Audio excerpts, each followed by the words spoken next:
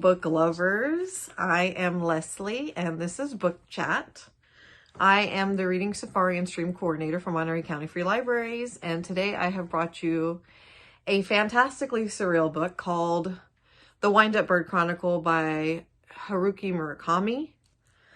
This book it's a work of surrealist magical realism. That's a term I made up myself.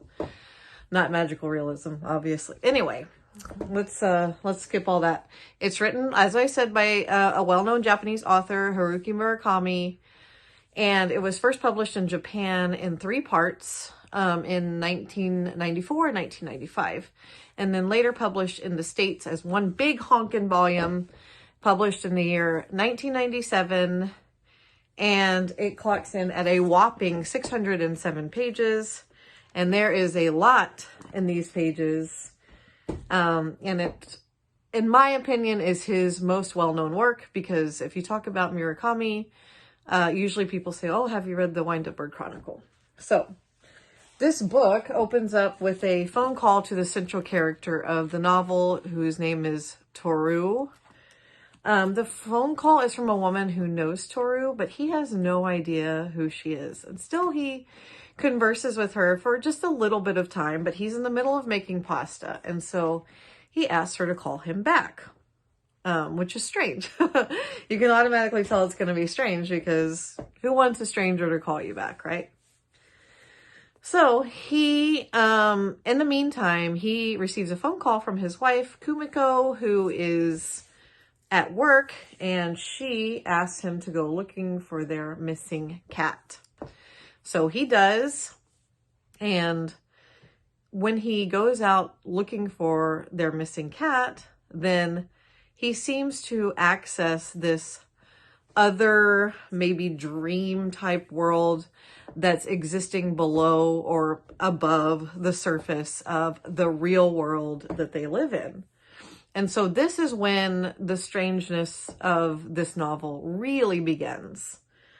Because it's hard to tell what is in the dream world and what's in the real world, and how the two kind of exist with each other, and why, So this book it feels so impossible to explain it and to even give like a plot summary, because it is that strange. And I mean, it's got an abandoned house. It's got an empty well. There is the missing cat, who happens to be named after the antagonist of the novel. There's the description of a war crime that is really heinous, very graphic, and that's a trigger warning, by the way. It can be really tough to get through. And then there's a cast of characters that are so strange, they're so strange. And so memorable because they are so surreal. And one of the bigger themes for me of this novel is the notion that there are kind of 2 different worlds. So there's the world we live in and the world that exists beyond that, whether it's above, below, right beside. There's these 2 worlds, these parallel worlds. And most of the characters are straddling those 2 worlds. So I wanted to read a example about an excerpt of, which is an example of this kind of duality that I'm talking about. So to give some context, in this passage, Toru and his wife are visiting a fortune teller, an elderly fortune teller named Mr. Honda, and they're talking about how Toru recently left his job as a legal aid. Legal work might be the wrong thing for you, Sonny, said Mr. Honda one day, either to me or to someone standing 20 yards behind me. It might? Yep, it might. The law presides over things of this world, finally. The world where shadow is shadow and light is light, yin is yin and yang is yang. I'm me and he's him. I am me and he is him. Autumn Eve. But you don't belong to that world, Sonny. The world you belong to is above that or below that.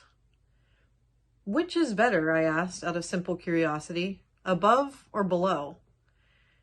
It's not that either one is better, he said. After a brief coughing fit, he spat a glob of phlegm onto a tissue and studied it closely before crumbling the tissue and throwing it into a wastebasket. It's not a question of better or worse. The point is not to resist the flow. You go up when you're supposed to go up and down when you're supposed to go down. When you're supposed to go up, find the highest tower and climb to the top. When you're supposed to go down, find the deepest well and go down to the bottom. When there's no flow, stay still. If you resist the flow, everything dries up. If everything dries up, the world is darkness. I am he, and he is me. Spring, nightfall. Abandon the self, and there you are.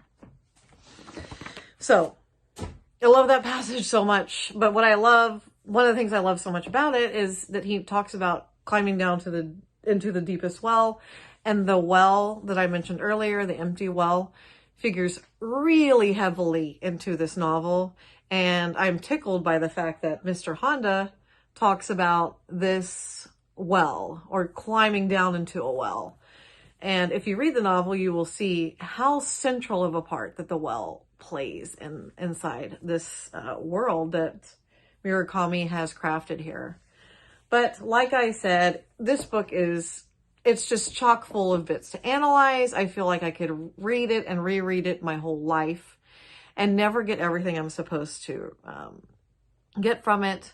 So far, I've only read it twice, and the second time I was like blown away, whereas the first time I was like, it was interesting, so it really does make a difference, because I think there was about maybe a 12-year gap between the two reads. But there's so much symbolism. There's so much mirroring in between the two worlds. And it's fantastic. And even though I can't really neatly lay it out for you in this video, because it kind of defies explanation, it's really a thing you've got to experience. I do highly recommend it.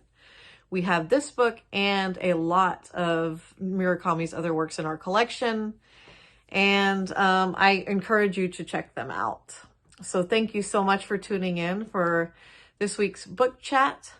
I hope you all have happy holidays and that you are staying safe, and I will see you next time. Take care.